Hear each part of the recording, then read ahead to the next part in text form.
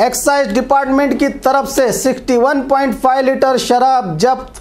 बीजापुर जिला इंडी तालुके के सालुड़गी गांव में गोवा राज्य की 61.5 लीटर जमा गैर कानूनी शराब को बेलगाम विभाग आबकारी जॉइंट कमिश्नर और बीजापुर जिला आबकारी के डिप्टी कमिश्नर के मार्गदर्शन में कार्याचरण करते हुए आरोपी शिवयोगप्पा चन्नप्पा नामी व्यक्ति पर मामला दर्ज किया गया है।